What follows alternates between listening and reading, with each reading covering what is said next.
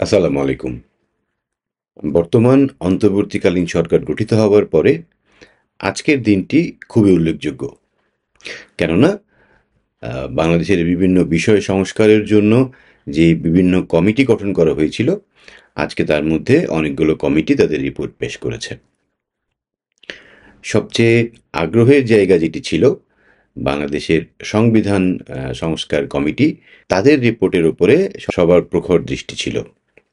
আগস্টের সরকার পরিবর্তন এবং রাজনৈতিক পট পরিবর্তনের সময় নেতৃত্ব দানকারী যে ছাত্র সংগঠন বৈষম্য বিরোধী ছাত্র আন্দোলন, তারা বাংলাদেশের 1972 সালের যে সংবিধান এবং বর্তমানে যে চলমান সংবিধান সেটিকে ছুঁড়ে ফেলে দেওয়ার কথা বলেছেন, সেটির কবর রচনা করতে বলেছেন, তারা সেটিকে আমূল পরিবর্তন করতে চান বলেছেন। তো এত কিছুর পরেও আজকের যে রিপোর্টটি প্রকাশিত হয়েছে সেটি নিয়ে সবার আগ্রহ থাকা খুবই স্বাভাবিক। তো সবচেয়ে গুরুত্বপূর্ণ যেই ব্যাপারটি আমাদের নজরে পড়েছে সেটি হচ্ছে বর্তমানে সংবিধানে রাষ্ট্র পরিচালনার যে 4টি মূলনীতি রয়েছে, জাতীয়তাবাদ, সমাজতন্ত্র, গণতন্ত্র ও ধর্মনিরপেক্ষতা, তার মধ্যে শুধু গণতন্ত্রকে রেখে বাকি 3টেকেই বাতিল করার জন্য সুপারিশ করা হয়েছে এবং নতুন কিছু মূলনীতি যুক্ত করা হয়েছে। বাংলাদেশ যখন অর্থনৈতিক সমস্যায় হাবুডুবু খাচ্ছে, ঠিক সেই সময়টিতে বাংলাদেশ রাষ্ট্রের নাম পরিবর্তন করার জন্য কি এমন প্রয়োজন হলো সেটা আমরা বুঝতে পারি না। 5ই আগস্ট পরবর্তী সময়ে আমরা বিভিন্ন মানুষের কাছ থেকে বিভিন্ন রকম প্রস্তাবনা পেয়েছি যেগুলো ছিল আনঅফিসিয়াল। কিন্তু সংবিধান সংস্কার কমিটির মতো একটা কমিটি যখন অফিসিয়ালি এরকম প্রস্তাবনা করে, এর পেছনে বিশ্লেষকরা অনেক রকম বিষয় খুঁজে পান যেগুলো বিস্তারিত আলোচনার দাবি রাখে। আজকে আমরা বাংলাদেশের বর্তমান সংবিধান এবং প্রস্তাবিত সংবিধানের শুধু প্রস্তাবনা অংশটি নিয়ে আলোচনা করতে চাই।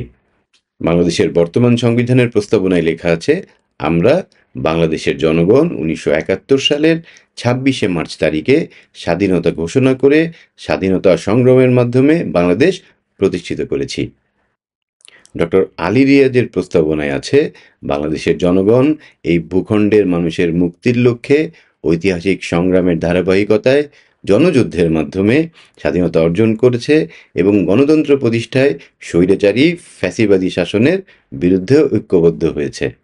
তো এই যে জায়গাটি, বাংলাদেশে 1971 সালে সংগঠিত মুক্তিযুদ্ধ যেটি বাঙালির গর্ব, সেটির সাথে সরকার পরিবর্তনের একটি আন্দোলনকে একত্রীভূত বা প্যারালাল করার একটি প্রয়াস আমরা দেখতে পাচ্ছি।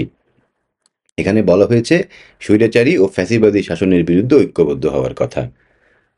1991 সালে এরশাদ বিরোধী আন্দোলনের সময় বাংলাদেশের সকল রাজনৈতিক দল এরশাদের বিরুদ্ধে একযোগে মাঠে নেমেছিল, সেটিকেও বলা হয়ে থাকে স্বৈরাচার বিরোধী আন্দোলন। তাহলে সরকার পরিবর্তনের এই আন্দোলনকে যখন 1971 সালের মুক্তিযুদ্ধের সঙ্গে প্যারালালি প্রেজেন্ট করা হয়, তখন বিশ্লেষকরা এটিকে খুব সাধারণভাবে না নিয়ে খুব গভীরভাবে চিন্তার খোরাক হিসাবে দেখেন। বাংলাদেশ সংবিধানের প্রস্তাবনায় অঙ্গীকার করা আছে যে আমাদের বীর জনগণের যারা মুক্তি সংগ্রামে আত্মত্যাগ করেছে, তাদেরকে তাদের এই ত্যাগে উদ্বুদ্ধ হয়ে জাতীয়তাবাদ, সমাজতন্ত্র, গণতন্ত্র এবং ধর্মনিরপেক্ষতাকে আদর্শ হিসাবে না গ্রহণ করা হয়েছিল এবং সংবিধানে সেটি গৃহীত হয়েছে।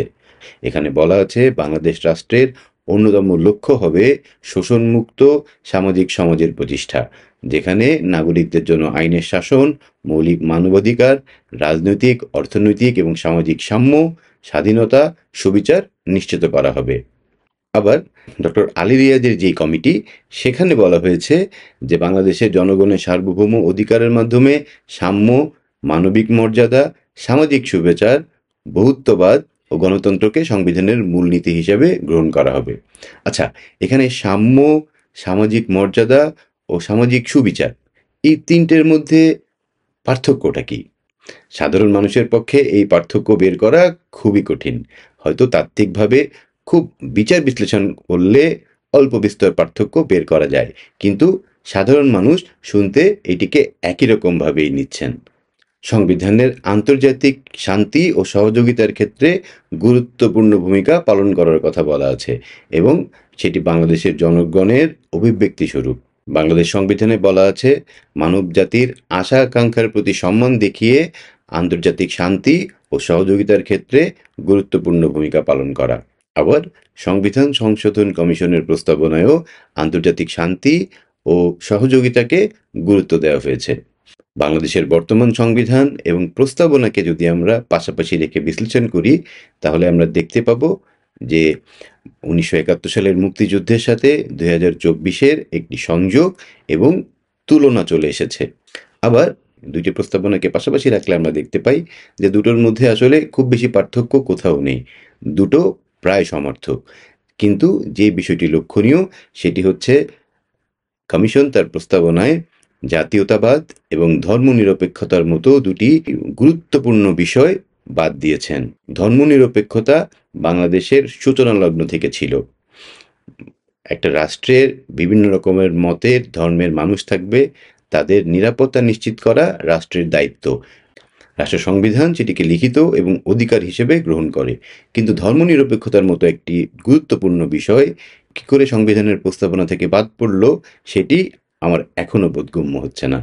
আরেকটি ব্যাপার হচ্ছে জাতীয়তাবাদ। বাঙালি জাতীয়তাবাদের উপর ভিত্তি করেই 1971 সালের মুক্তিযুদ্ধে বাংলাদেশ যুদ্ধে ঝাঁপিয়ে পড়েছিল। জাতিগত যে সমস্যাটি তখন প্রকট হয়ে উঠেছিল সেটি হচ্ছে শোষণ বঞ্চনার ইতিহাস। জাতিগত শোষণের শিকার হয়েছিল বাঙালি। পশ্চিম পাকিস্তানের মানুষ তাদেরকে কখনোই আপনভাবে নেয়নি। তাদের ভাষা সংস্কৃতিতে পার্থক্য ছিল, যেটি বাঙালি জাতীয়তাবাদকে উস্কে দিয়ে তাদেরকে তাদের স্বাধিকার আন্দোলনের পথে চালিত করেছিল। একই সঙ্গে জাতীয়তাবাদ এবং ধর্মনিরপেক্ষতার মতো দুটি বিষয় সংবিধান থেকে বাদ দেওয়ার যে প্রস্তাবনা করা হয়েছে, সেটি কি মানুষ মেনে নিচ্ছে? সেটি কি মানুষ মেনে নেবে? আপনাদের কাছে আমার প্রশ্ন। আজকের এই দুটি প্রস্তাবনার তুলনা যদি আপনার ভালো লাগে, তাহলে আমাদের সঙ্গে থাকবেন, লাইক করবেন, শেয়ার করবেন। আবার আপনার মতামত জানাতে ভুলবেন না। কমেন্ট বক্সে কমেন্টে জানাতে পারেন আপনার মতামত। এরকম আরও বিশ্লেষণ পেতে চ্যানেলটি সাবস্ক্রাইব করতে পারেন। এই প্রস্তাবনার কতটুকু গৃহীত হয় সেটি দেখার জন্য আমরা অপেক্ষায় থাকছি। সে পর্যন্ত সবাই ভালো থাকবেন। ধন্যবাদ।